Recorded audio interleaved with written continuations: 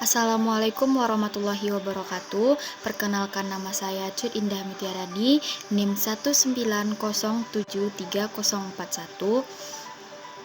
jurusan Pendidikan Teknik Otomotif, Fakultas Teknik Universitas Negeri Padang.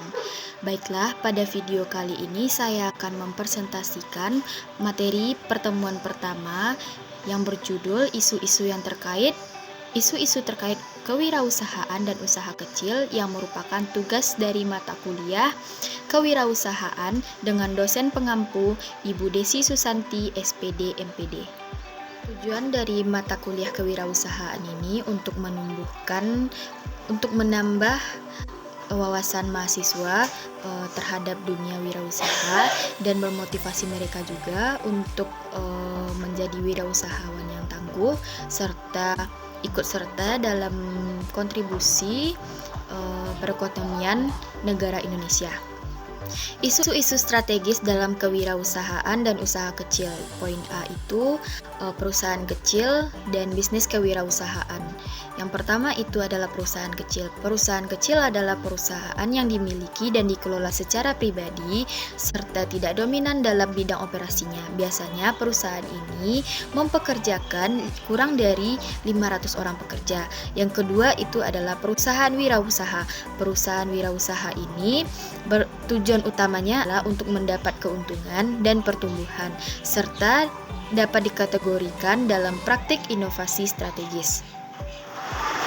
Alasan perusahaan kecil belum menggunakan perencanaan strategis secara efektif. Yang pertama itu tidak cukup waktu, yang kedua tidak mengenal dengan baik perencanaan strategis, yang ketiga kurangnya keahlian, yang keempat kurangnya rasa percaya dan keterbukaan.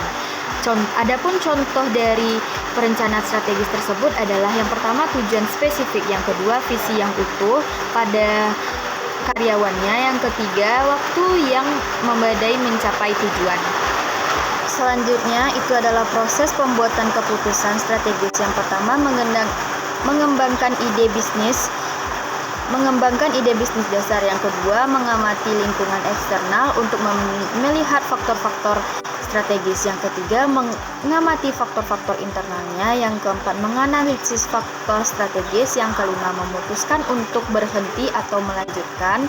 Yang keenam mengembangkan sebuah rencana bisnis. Yang ketujuh menerapkan rencana bisnis. Yang kedelapan mengevaluasi rencana bisnis yang diterapkan.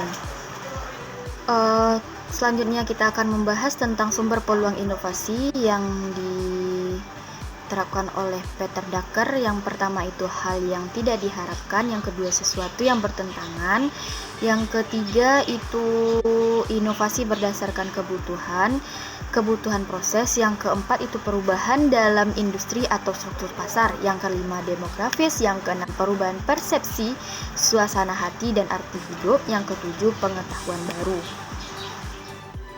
Selanjutnya itu adalah faktor kesuksesan perusahaan baru menurut Hofer and Sandberg. Yang pertama itu adalah struktur industrinya, stabil atau tidaknya iklim industri, tingkat persaingannya. Yang kedua itu adalah strategis bisnis. Yang ketiga itu adalah karakteristik wirausahawannya.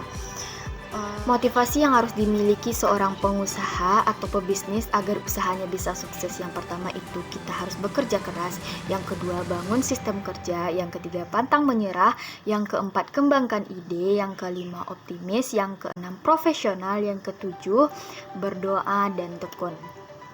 Sekian penjelasan dari saya. Assalamualaikum warahmatullahi wabarakatuh.